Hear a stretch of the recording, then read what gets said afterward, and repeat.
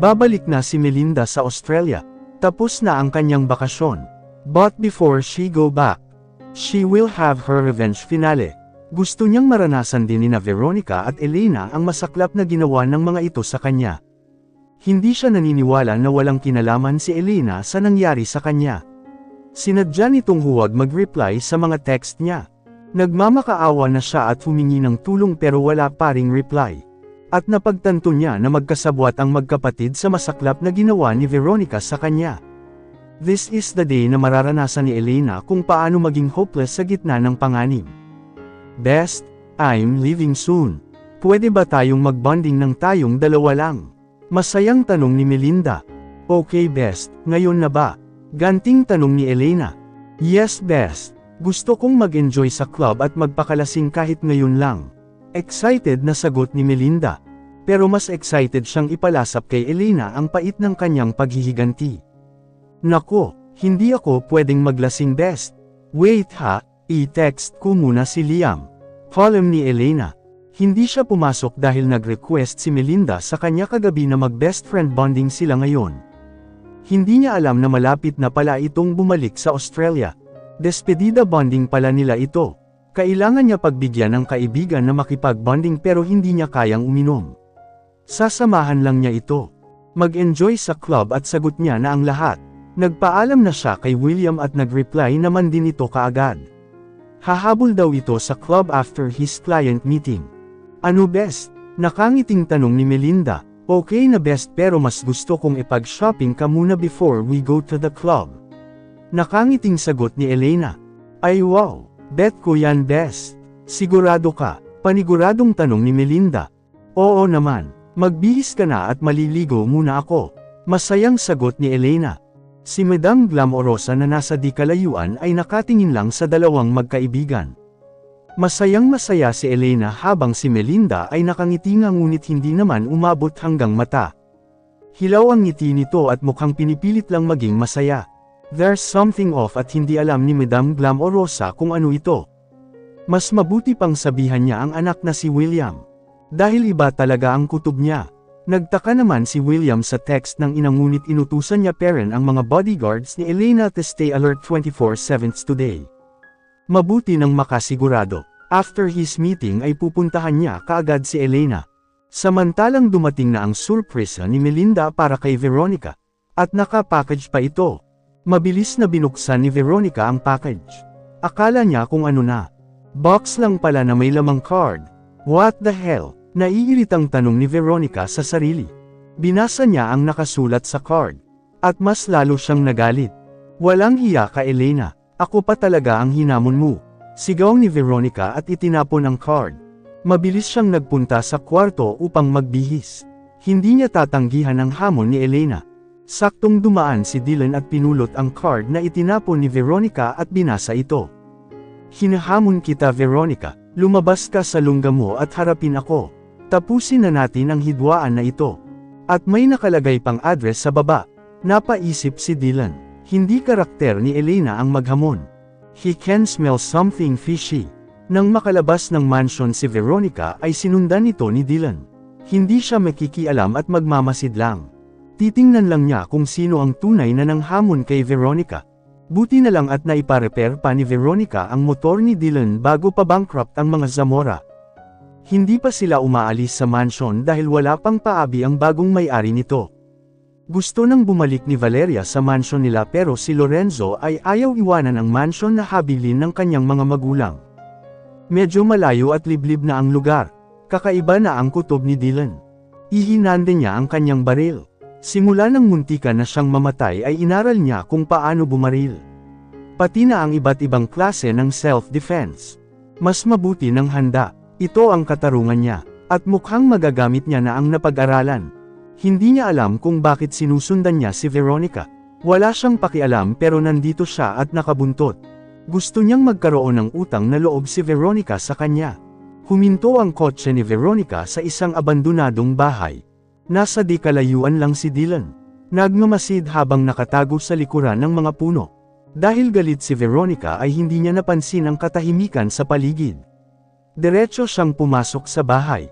Sumunod kaagad si Dylan sa kanya hawak ang baril nito. Pakiramdam niya ay isa itong patibong para kay Veronica. Elena, where are you? Galit na sigaw ni Veronica. Walang sumagot. Napatingin siya sa buong paligid. Nasa abandonadong bahay siya at napakadumi pa.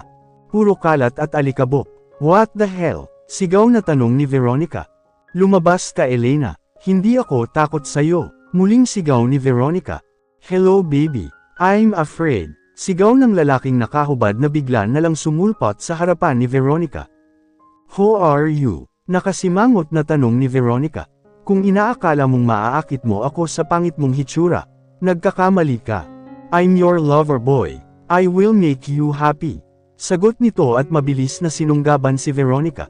Let me go. Damn! Sigaw ni Veronica. Malakas ang lalaki at mahirap para sa kanya ang makawala mula sa pagkakahawak nito. Hinamon pa siya ni Elena tapos itong pangit na ito pala ang babulaga sa kanya. No baby, I will make you happy today. Sagot ng lalaki na nakangisi. Pili niyang hinahalikan si Veronica. Habang si Veronica naman ay todo iwas habang nagpupumiglas. Hindi niya nakayapang pigilan ito dahil napakasakit na ng kanyang kamay at malapit nang mawalan ng lakas. Walang hiya ka, Elena. Galit na sigaw ni Veronica sa kanyang isipan. Nakangisi naman si Dylan habang pinagmamasdan ang nahihirapan na si Veronica. Gusto niyang mahirapan pa ito ng sobra. Ngunit hindi niya alam kung bakit gustong-gusto ng kanyang sarili na iligtas ito. Damn! Mura ni Dylan sa kanyang isipan. Kusa na lang humakbang ang kanyang mga paa at gumalaw ang kanyang mga kamay at tinutukan ng baril sa ulo ang lalaki.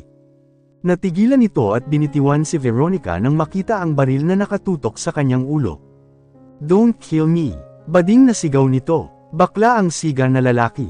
Walang hiya ka, bading ka pala. Galit na sigaw ni Veronica na sinampal ang lalaki. Sir, don't kill me. Pakiusap ng bakla. Sarap barilin nito Veronica, nakangising sabi ni Dylan. No, kigil ni Veronica. Nilapitan niya ang lalaki at binigyan ng magkabilang sampal. Sino ang nag-utos sa'yo? Si Elena ba? Galit na tanong ni Veronica. Gusto niyang makasigurado kung si Elena nga ba talaga ang gagawa nito sa kanya. Napag-isip-isip niya na hindi ito magagawa ni Elena.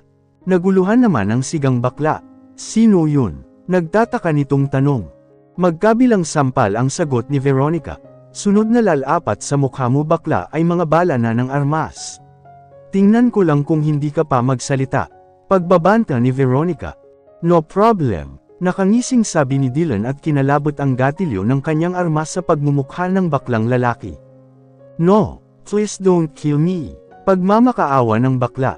Then tell me kung sino ang nag-utos sa'yo. Galit na tanong ni Veronica. Si Melinda, mahinang sagot ni bakla. Nanlaki naman ang mga mata ni Veronica. How dare she? Sigaw niya at muling sinampal ang bakla. Mabilis na nag-text si Dylan kay Elena tungkol sa kanyang mga nalaman. Ngunit hindi narinig ni Elena ang tunog ng text dahil papasok na sila ni Melinda sa maingay na club. Let's party! Sigaw ni Melinda. Ano ka ba best? Saway ni Elena sa kaibigan at napatingin sa kanyang paligid. Buti na lang at maingay din ang mga tao katulad ni Melinda. I'm happy best. Let's enjoy and drink. Patakbong umalis si Melinda. At may dala na itong bottle of wine pagbalik. She opened the wine and poured it into the glass. Here best, let's drink. Sigaw ni Melinda. Tinanggap naman ni Elena ang glass of wine. Hanggang 3 glasses of wine lang ang kaya ko best ha. Paalala ni Elena bago inumin ang wine. It's okay best. Basta mag-enjoy lang tayo tonight. Masayang sagot ni Melinda. Maya-maya lang ay nakadama ng pagkahilo si Elena. Best, lasing na ata ako. Nahihilo ako, sabi ni Elena habang hawak ang kanyang ulo. Great, nakangising sagot ni Melinda. Ha? Nagtatakang tanong ni Elena. Ngunit tinuwanan lang siya ni Melinda. Kahit nahihilo na si Elena ay kitang-kita pero niya ang kakaibang pagtawa ni Melinda. Pinilit niyang huwag magpadala sa pagkahilo at nagtanong. Bakit best? Tanong ni Elena. Gusto niyang malaman kung bakit tumatawa ito habang siya ay nahihilo. Anong feeling ng mahilo best? Para bang umiikot ang mundo mo? Nakatawang tanong ni Melinda. Nahihilo ako Melinda at umiikot nga ang buong paligid. Umuwi na tayo, sagot ni Elena. Baka excited lang si Melinda at kung ano-ano na ang pinagsasabi. Humakbang si Elena pero muntik na siyang matambak. Hay nako best, ang bilis mo naman malasing. Let's go. Umuwi na tayo. Inalalayan siya ni Melinda habang naglalakad. Ang mga tao ay walang pakialam kahit lasing na ang mga ito. Tuloy parent sila sa kanilang kasiyahan. Maya-maya lang ay napansin ni Elena na hindi naman palabas ng club ang kanilang tinatahak. Best, saan tayo pupunta? I think hindi ito ang exit. Tanong ni Elena.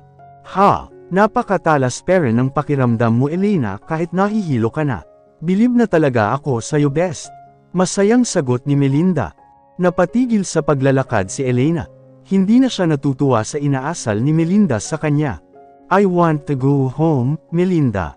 Seryosong sabi niya. It's too early best. Let's go and have some fun.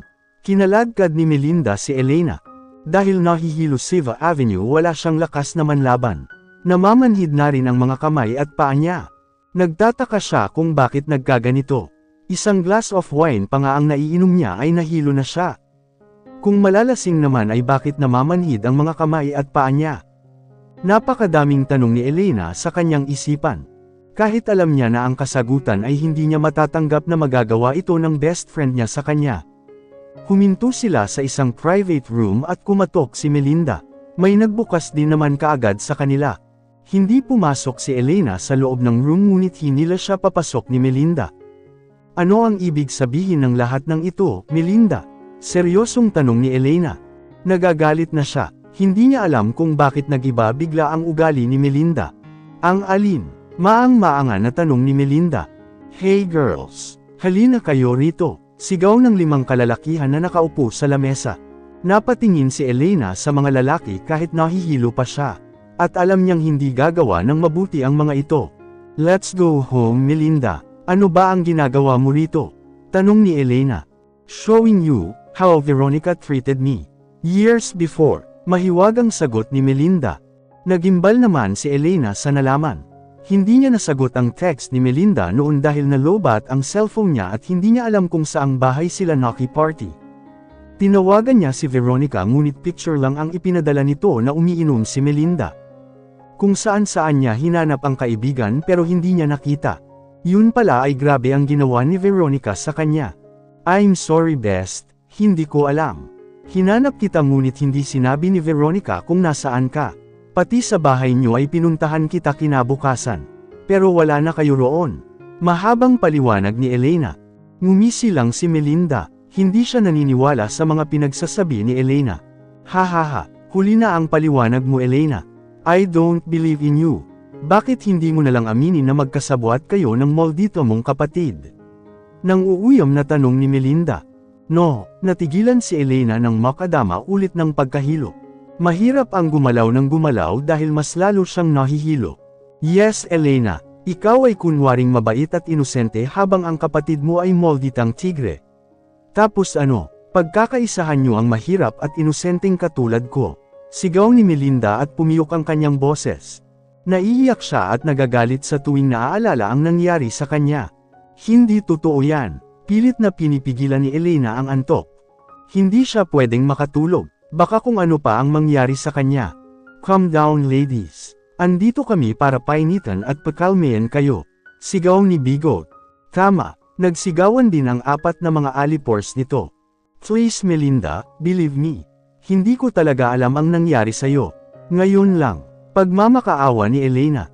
Kulang pa yan Elena. Magmakaawa ka hanggat gustuhin mo na lang mamatay dahil walang nakikinig sa'yo at ni isa ay wala man lang tutulong sa'yo. Sigaw ni Melinda na tumawa pa na parang demonyo. Maawa ka, Melinda. Muling pakiusap ni Elena. Louder Elena. Sa halip ay sagot ni Melinda sa kanya. Kulang pa yan. Kumain ka muna. Nagtungo si Melinda sa lamesa at dumampot ng adobo. Sa pilitan niya itong isinubo kay Elena.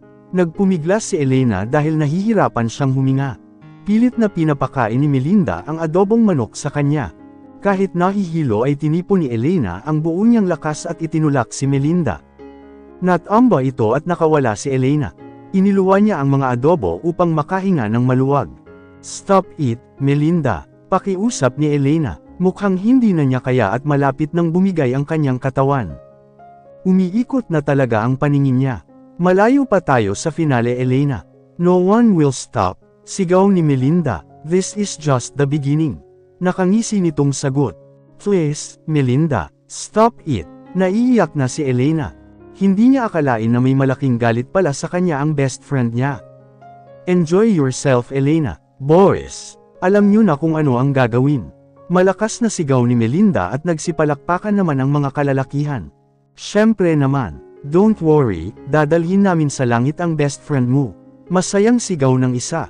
Biyaheng langit tayo ngayon, miss. Sigawan naman ang mga alipors nito. Liam, bulong ni Elena, hindi niya na talaga kaya. Inaantok na siya. Sige na, umpisahan niyo na. Masayang sigaw ni Melinda. It's time for her to leave. Nakapaghiganti na rin Siva. Masayang sigaw ni Melinda sa kanyang isipan. Melinda, mahinang tawag ni Elena sa kanyang pangalan. Sumigaw ka, Elena, hanggang mapaos ka. Hahaha, sagot ni Melinda. Pero napawi kaagad ang kanyang ngiti nang buksan niya na ang pintuan at napalitan ito ng labis na pagkagulat. Tita, nahintakutang tanong ni Melinda. Napangisi ang babae at binigyan si Melinda ng magkabilang sampal. Ay pakulong ang mga yan. Galit na sigaw nito. Kasamang kinuha ng mga kalalakihan si Melinda. No, let me go. Swerte ka parent talaga, Elena. Sigaw ni Melinda. Malapit nang mawala ng ulirat si Elena at natamba siya. Buti na lang at sinalo siya ng babae. Napakunot-noo siya nang makita sa malapitan ang mukha ng babae. Mama, mahinang tanong ni Elena bago siya mawala ng ulirat. Kinabukasan ay masakit ang ulo ni Elena. Pakiramdam niya ay nasobrahan siya sa pagtulog. Buti na lang at pagmulat ng kanyang mga mata ay mukha ni William ang kanyang unang nasal ayan. Lil, are you okay? Nag-aalalang tanong nito. Pinilit niyang bumangon at umupo. Inilalayan naman siya ni William. Medyo pagod ang katawan ko, Liam, si Melinda.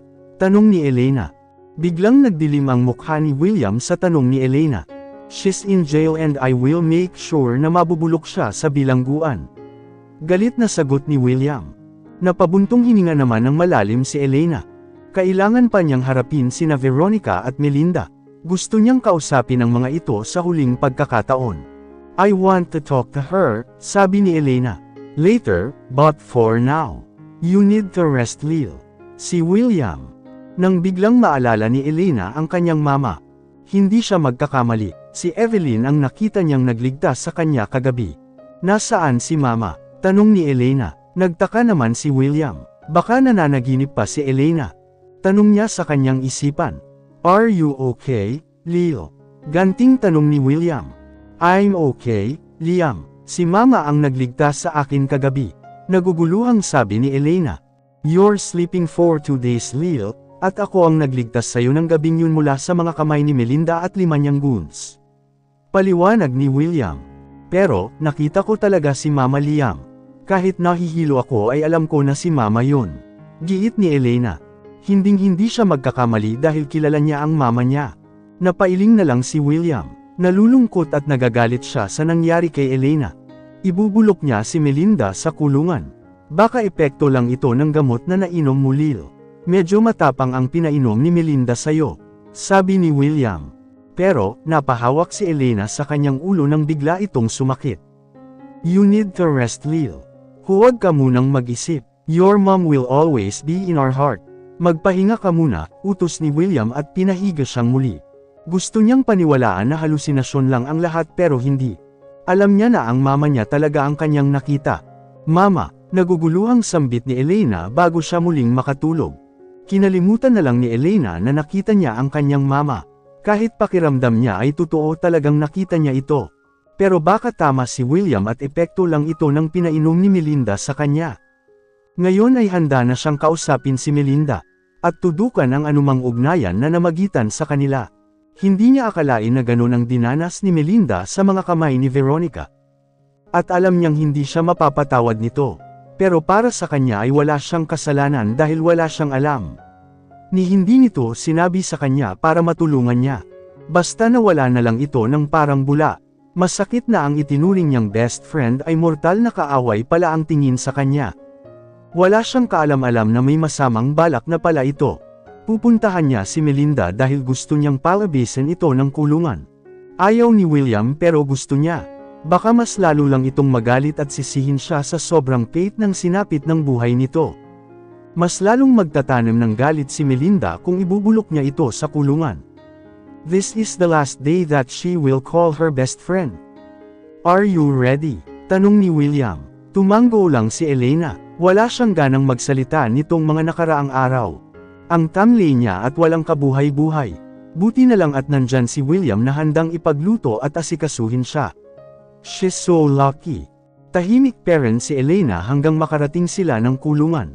Naghintay sila ng saglit dahil kinuha pa si Melinda galing sa Bart Olena. Nakipag-away daw ito kahapon at pinarusahan. Habang naghihintay sila ay isang sorpresang kakilala ang nakita ni Elena. Ang pinsan ni Melinda, kung hindi siya nagkakamali. Rose ang pangalan nito. Rose, tawag ni Elena. May kausap ito sa cellphone pero napalingon ng tawagin niya.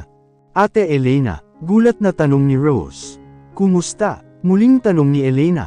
Tahimik lang si William at hinayaan si Elena kausapin si Rose. Bago pa makasagot si Rose ay may sumigaw na batang babae sa cellphone nito. Naka-video call pala si Rose at naka-speaker pa. I want my mommy. Where is she? Sigaw na tanong ng bata. Napatingin si Rose kay Elena at hindi alam ang gagawin. Saktong dumating si Melinda at inagaw ang cellphone ni Rose. Mommy, masayang sigaw ng bata nang makita si Melinda sa video. Nagulat si Elena. May asawa na pala si Melinda. Tanong niya sa kanyang sarili. Don't call me again. I'm not your mom. Galit na sagot ni Melinda at pinatay ang tawag. Ate Melinda, miss ka na ni Baby Shine. Malungkot na sabi ni Rose. Sabi ko sa'yo na huwag mong sagutin ang tawag ni Mama. Galit na sigaw ni Melinda. Mabubulok na ako rito. Huwag niyo bigyan ng pag-asa ang bata. Naiiyak si Melinda pero pinigilan niya. Handa siyang pagbayaran ang kanyang ginawa dahil hindi siya nagsisisi. Hindi man siya tuluyang nakaganti ay hindi niya pinagsisihan ito. Napatingin siyang bigla kay Elena na may galit parent sa kanyang mga mata. Mabilis naman na ihinarang ni William ang kanyang sarili at siya ang humarap kay Melinda. Don't you dare hurt her again. Hindi mo magugustuhan ang mangyayari sa'yo. Kalmado lang ang pagkakasabi ni William ngunit may diin ang bawat salita nito. It's okay, Liam. I want to talk to her alone. Si Elena. No, baka kung ano na naman ang gawin ng babaeng ito. Tanggi ni William. Hindi niya naiiwan pa si Elena. Baka kung ano na naman ang mangyari. Okay, can you wait from a distance? Pakiusap ni Elena. Fine, pero dito lang ako Elena. Humakbang palayo si William pero andyan lang ito nakamasid sa kanila. Swerte mo naman Elena, sinalo mo lahat ng swerte. Nakangising sabi ni Melinda pero may halong inggit ang titig nito. Self-pity ka na naman. Di napigil ang tanong ni Elena. Si Rose ay dumistansya na rin ng konti. Gusto pa niyang kausapin ang pinsan. Kawawa si Baby Shine na ilang araw nang gustong makausap ang kanyang mommy. Ha, nasasabi mo lang yan dahil hindi ikaw ang nasa lugar ko. Magpasalamat ka na lang na swerte ka. Nakangising sagot ni Melinda. Sinuwerte lang Melinda, pagtatama ni Elena. Kung nandito ka para pilitin ako na humingi ng tawad sa ginawa ko sa'yo. Puputi na lang yang mga mata mo sa kahihinte. Hindi yun mangyayari at wala akong pinagsisihan sa mga ginawa ko. Mataas pa rin ang pride ni Melinda. A bastard best friend. Hindi mapigilan ni William ang sarili. Ayaw man niyang makinig sa usapan ng dalawa ay naririnig niya. Si Rose ay tahimik lang at ayaw makialam sa gulo ng magkaibigan. Umaasa siya na maaayos pa nila ang lahat para makauwi na ng Australia si Melinda at makasama ang anak. Hindi yan ang pakay ko kaya ako nandito Melinda. Hindi mo rin maririnig na hihingi ako ng tawad sa'yo. Wala akong alam sa mga nangyari sa'yo at wala akong kasalanan. Hindi ko kasalanan ang ginawa ni Veronica sa'yo. Katwiran ni Elena. Malabo na talagang ibalik ang kanilang pagkakaibigan kung ang bawat isa sa kanila ay may hinanakit para sa isa't isa. Palagi ka namang walang alam Elena. Gustong-gusto mo na ikaw ang laging inosente sa bawat sitwasyon. Nang uuyam na sabi ni Melinda. Hindi nagustuhan ni Elena ang sinabi niya at medyo nagalit si Elena. Paano ko malalaman kung hindi ka nagsasabi? May nangyari na palang masama sa'yo pero hindi mo sinabi sa akin. Sigaw ni Elena, sa halip na sabihin mo sa akin ay lumayo ka. Paano ko malalaman? Galit na tanong ni Elena. Stop pretending, Elena, as if you care. Dahil wala kang pakialam. Ni pag-reply sa text ko ay hindi mo magawa. Nasa bingit na ako ng panganib ay wala ka pa ring alam. Galit na sigaw ni Melinda. It's useless na magtalo tayo at ayaw mo akong intindihin. Ang gusto mo ay ikaw lang ang pakinggan at ayaw mong makinig sa iba. Pero sasabihin ko parent sa'yo. Si Elena. Gusto niyang malaman ni Melinda ang nangyari sa side niya kahit wala itong gana na makinig. Nalobat ako at hindi ko nabasa agad ang text mo. Naki-charge ako saglit nang makarating na kami ni Dylan sa bus station. Nabasa ko ang text mo at nag-reply ako. Pero hindi ka nag-reply. Melinda, labis na ang pag-aalala ko at ang tagal pa bago ako makarating. Tinawagan ko si Veronica pero picture mo lang na umiinom ang pinadala sa akin. Nang makarating na kami ay hinanap kita kung saan-saan. Pero hindi kita natagpuan dahil hindi ko naman alam kung saan ka dinala ni Veronica. Pero hinanap parent kita, Melinda, hanggang madaling araw. Kinabukasan ay nagpunta ako sa bahay ninyo pero wala na kayo. Alam kong ayaw mong pakinggan ang paliwanag ko pero gusto ko lang malaman mo na hinanap kita pero hindi mo sinabi sa akin kung nasaan ka. Mahabang paliwanag ni Elena. Ngayon lang naalala ni Melinda na hindi pala siya nakapagsabi kay Elena kung nasaan sila. Nakalimutan niyang e-text. Pero para sa kanya ay huli na ang lahat. Nangyari na ang mga nangyari at alam niyang hindi na siya mapapatawad ni Elena. The damage has been done, Elena. It's all in the past. Masaya ka na dahil pagdurusahan ko naman ang mga ginawa ko sa'yo. Walang ganang sabi ni Melinda. No, I will not allow that. E di mas lalo kang maghihinakit sa akin. I'm here to set you free, Melinda. Ayaw kong sisihin mo akong lalo sa mga nangyari sa'yo at isa pa may anak ka pala. Kita mo. Hindi mo rin sinabi sa akin. Dahil sinarili mo, I'm not that brutal para paiyakan si Baby Shine. Mahabang sabi ni Elena. Medyo nadadala na siya ng kanyang emosyon. Itinuring niyang kapatid si Melinda, bukod sa best friend niya ito. Salamat, Ate Elena, singit ni Rose. Tinawagan niyang muli si Baby Shine upang huwag na itong magtampo sa kanyang mommy. Ngiti lang ang isinagot ni Elena. Ha? Lagi ka na lang talaga mabait at ako ang laging kontrabida. Naiiling na sabi ni Melinda.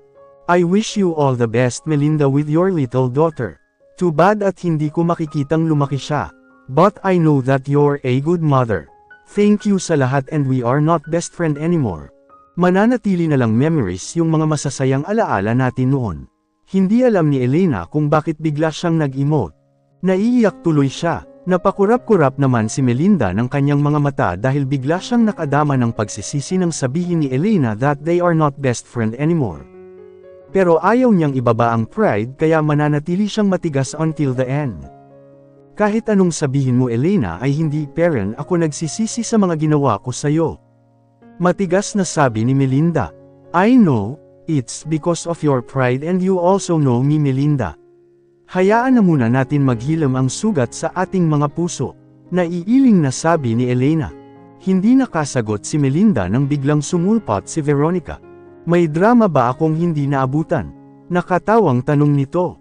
Biglang nag-init si Elena dahil sa galit at mabilis na nilapitan si Veronica. Walang sabi-sabing binigyan niya ito ng magkabilang sampal.